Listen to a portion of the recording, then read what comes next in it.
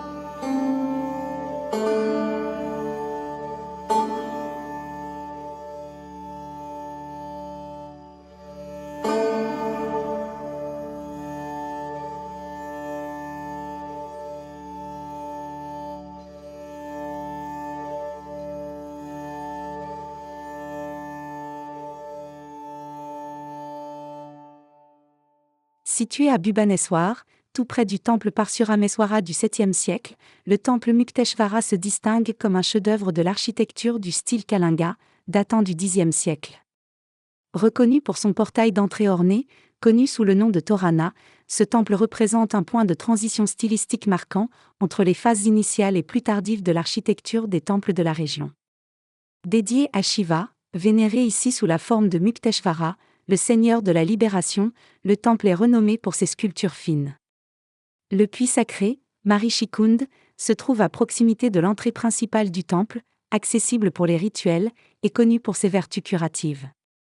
Ce puits est un élément central du complexe, ajoutant une dimension spirituelle et thérapeutique à l'ensemble architectural. Le Mukteshvara est souvent évoqué par les historiens pour son rôle clé dans l'évolution du style architectural odia, illustrant l'innovation et l'adaptation à travers les siècles.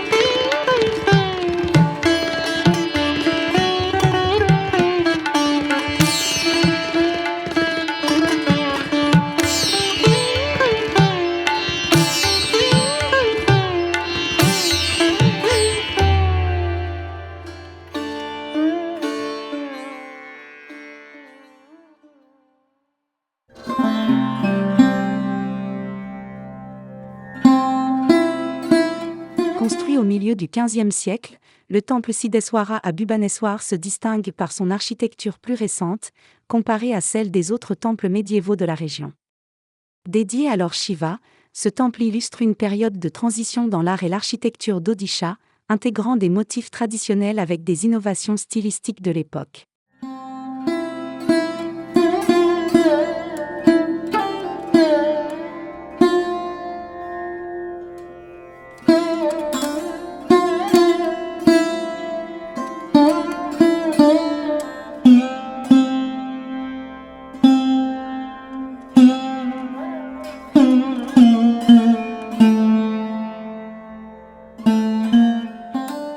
Le temple Swarnajaleswara est l'un des plus anciens temples de l'Odisha, datant du 7e siècle selon le panneau à l'entrée. Consacré au dieu Shiva, il offre un aperçu précieux des débuts de l'architecture de style Kalinga dans la région. Ce temple illustre les premières phases du développement des temples en pierre, avec un vimana, tour sanctuaire, modeste mais orné de sculptures détaillées. Les murs présentent des motifs floraux, géométriques et des représentations de divinités, reflétant l'art et la spiritualité de l'époque. Le nom Swarnajaleswara combine Swarna signifiant or, Jala signifiant eau, et Ishwara signifiant Seigneur, symbolisant la richesse spirituelle et la pureté associée à Shiva. Bien que moins connu que d'autres monuments de Bhubaneswar, le temple Swarnajaleswara témoigne de la dévotion religieuse et du patrimoine architectural du 7e siècle, offrant une fenêtre sur l'histoire culturelle de la région.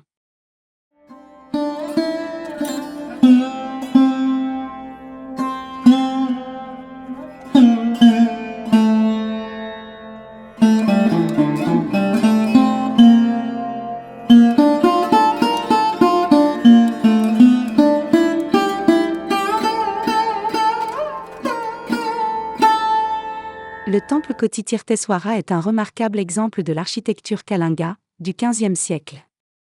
Consacré à Lord Shiva, il abrite un Shiva Lingam qui attire de nombreux fidèles.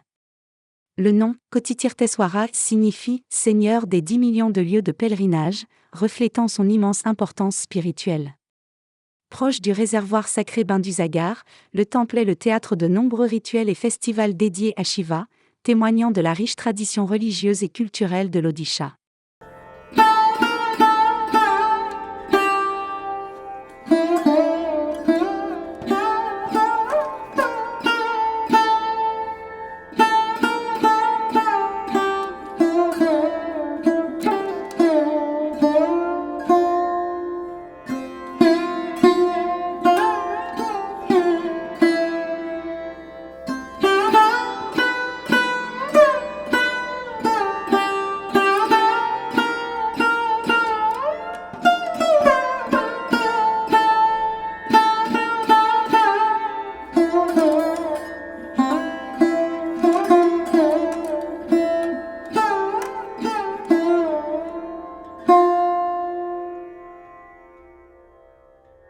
Au cœur de Bhubaneswar, le réservoir Bindusagar est un lieu de spiritualité et de vie quotidienne. Créé au 7e siècle par la dynastie des Ganga, ce réservoir sert non seulement d'approvisionnement en eau pour les temples environnants, mais aussi de lieu de rencontre pour la communauté. Ici, les rives de Bindusagar résonnent des prières des pèlerins et du clapotis de l'eau alors que les femmes lavent leur linge, perpétuant ainsi les traditions et renforçant les liens entre les générations.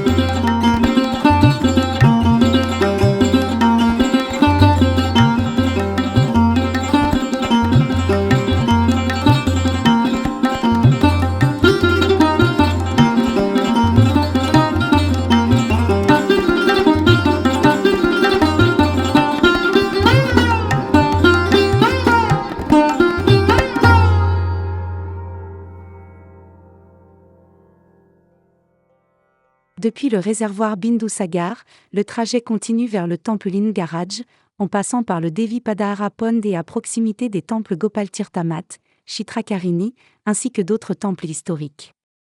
Ces sites intermédiaires enrichissent le parcours avec leur histoire et architecture avant d'arriver au temple Lingaraj, un centre majeur de culte et d'architecture de l'époque médiévale à Bhubaneswar.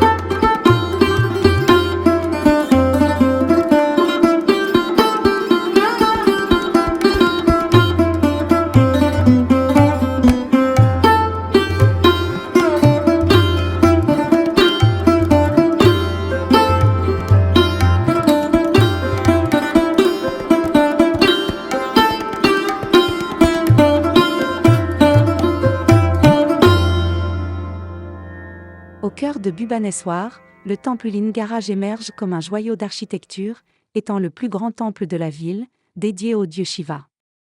Construit au XIe siècle, par la dynastie des Ganga, ce monument est un exemple éminent de l'architecture de style Kalinga qui caractérise la région.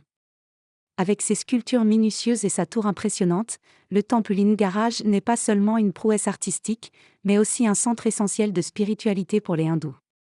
L'accès au temple est réservé aux fidèles de la foi hindoue, ajoutant une touche de mystère et d'exclusivité.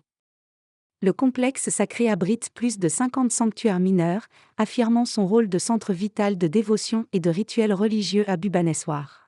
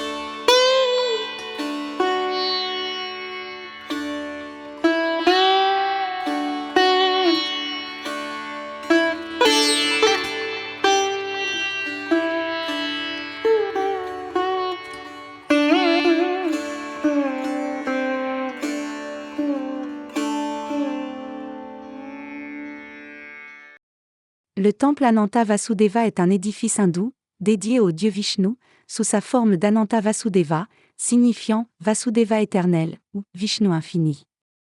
Le nom provient de Ananta, qui signifie infini ou éternel en sanskrit, et de Vasudeva, un autre nom de Krishna, l'une des incarnations de Vishnu. Construit au XIIIe siècle par la dynastie Ganga orientale, il représente un exemple notable de l'architecture kalinga. Ce temple est unique dans la région, en tant que principal sanctuaire vishnouite, parmi une multitude de temples shivaïtes. Les structures et les sculptures illustrent des scènes des épopées hindoues, telles que le Mahabharata et le Ramayana, reflétant l'habileté artistique et la richesse culturelle de l'époque médiévale. Son importance historique et culturelle témoigne de la diversité religieuse et de l'héritage architectural de la région.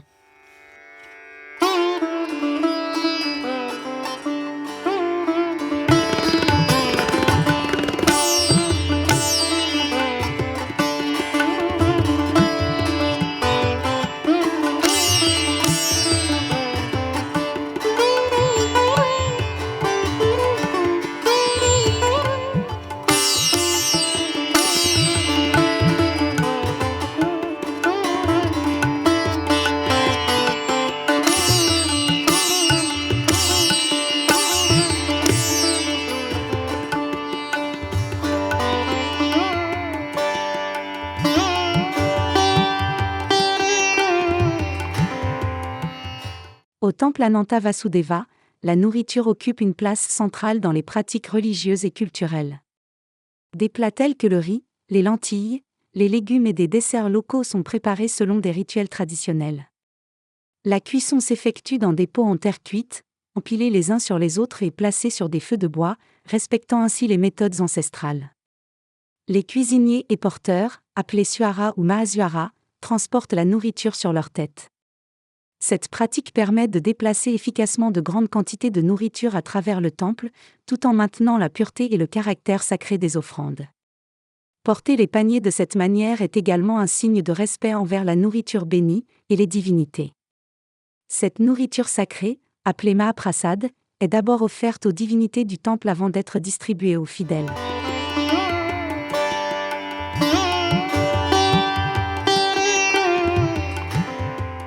Les échoppes situées autour de la cour centrale jouent un rôle essentiel dans cette distribution. Le Mahaprasad est mis en vente à des prix abordables, permettant aux fidèles de le consommer. Cette pratique renforce les liens communautaires et permet aux fidèles de participer pleinement au rite du temple. Elle contribue également à l'économie locale, en soutenant les familles impliquées dans la préparation et la vente de cette offrande sacrée.